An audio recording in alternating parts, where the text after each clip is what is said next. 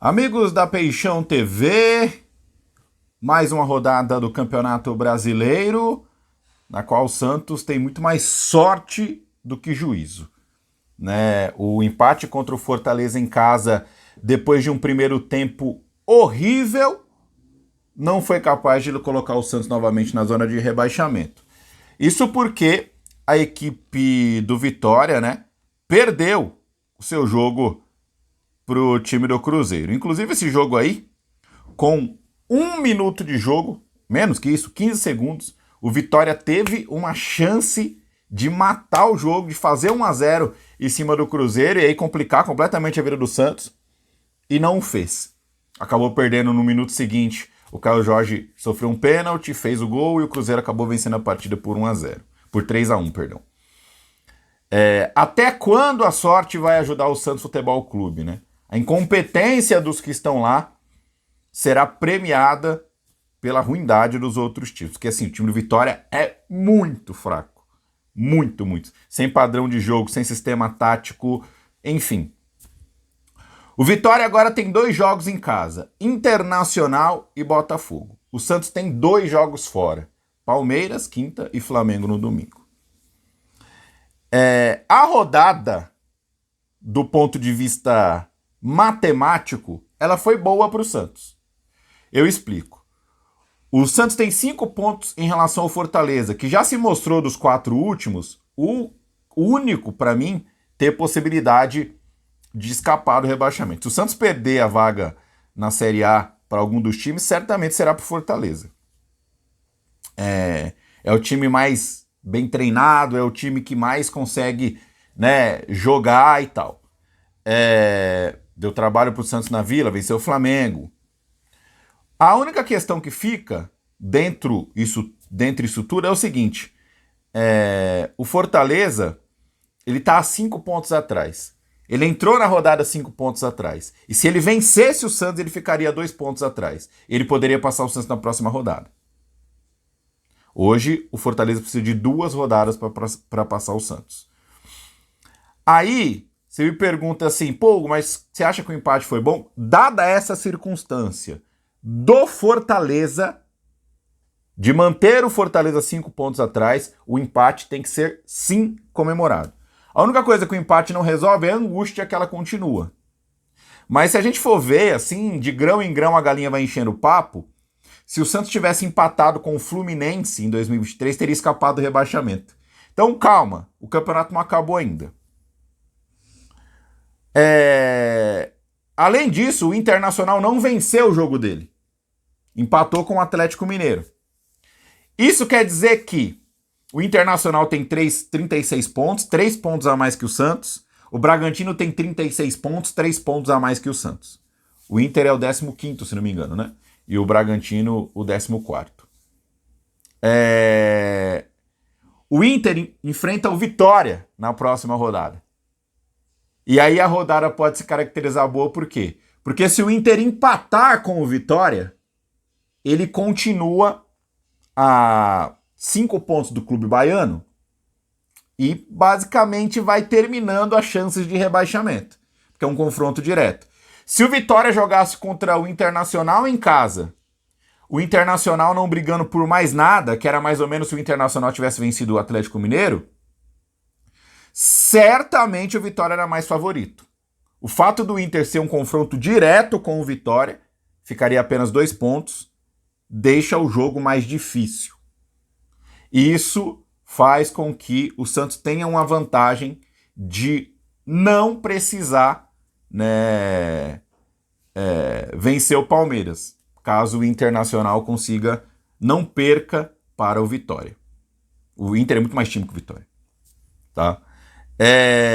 Outro jogo importante, a derrota do Bragantino para o Bahia deixa o Bragantino na Berlinda ali, a 3 pontos do Santos com um jogo a mais que o Santos. Aí tem uma questão. O Bragantino está em queda livre. Contrataram o Wagner Mancini lá. Está em queda livre total. Pode ser um dos sérios candidatos ao rebaixamento. O que o Santos tem que fazer é apenas passar limpo. Limpo. por essas 2 rodadas de Palmeiras e Flamengo. O que é passar limpo? Sem tomar goleada, sabe? Sem ser humilhado. De repente arrancar um pontinho com o Palmeiras fora, ou arrancar um pontinho com o Flamengo lá. O Neymar tá de volta. A gente viu que com o Neymar é muito diferente. Voltou, na verdade o Neymar voltou jogando melhor do que ele estava antes. Porque o Neymar ele tem uma bateria limitada de jogos. Realmente quando ele faz 9 jogos consecutivos, a tendência é ele piorar, não ele melhorar. E ontem ele ditou o ritmo do time do Santos, né, que empatou com o Fluminense, na verdade, com o Fortaleza, na verdade, no sábado. Então, o Neymar é o ponto diferencial de todos os times aí, tá? Então a próxima rodada pode ser boa, porque o Fortaleza enfrenta o Ceará. O Ceará tem 38 pontos, 5 a mais que o Santos. E um jogo a mais, porque ele jogou o jogo atrasado dele com o Fluminense. Se o Ceará vencer o Fortaleza, ele matematicamente não tem mais chance de cair. Eu digo matematicamente baseado na projeção, porque a projeção esse ano, 41 pontos. Por exemplo, se o Vitória perder para o Internacional e o Ceará vencer a equipe do Fortaleza, a diferença entre os dois vai para 10 pontos. Faltando 18 para disputar.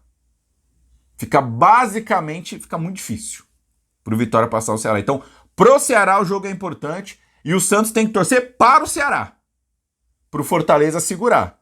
Então o Santos nessas 2 próximas rodadas vai depender muito. Agora, se o Internacional vencer o Vitória e o Santos empatar com o Palmeiras, o Santos garante sair dessa sequência de 2 jogos fora sem estar na zona de rebaixamento.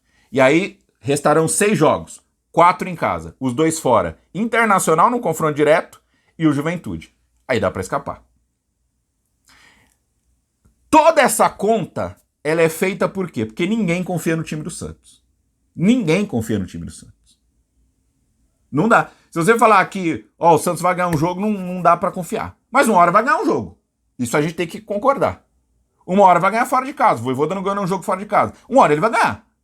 Não é possível que seja um desses 2 jogos. Agora, se o Santos vencer um dos 2 jogos entre Palmeiras e Flamengo, aí eu acho que o Santos dá uma grande escapada no rebaixamento. Bom, para isso, o Santos o Vojvoda precisa mudar. Não dá mais para jogar com os mesmos jogadores. Com o Robinho pedindo passagem, com o Arão entrando bem. Luan Pérez está suspenso. Souza volta. Para mim é o básico. 3 zagueiros. Adonis Frias, Arão e Alexis Duarte.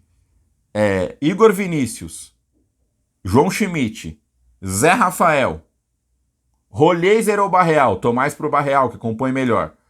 E o Souza, na frente, Robinho Júnior e Lautaro Dias, gente. O Robinho tem que começar jogando. Tem que ter um cara que quebra linhas. Tem que ter um cara que vai pra cima. Não tem como ter adversário em relação a isso. Esse tem que ser o time do Santos. Se você olhar, é um time bem considerável, tá, gente? É um time para não passar sufoco. Mas a zica tá grande demais. Tem que colocar a base. Souza tem que jogar. Robinho Júnior tem que jogar.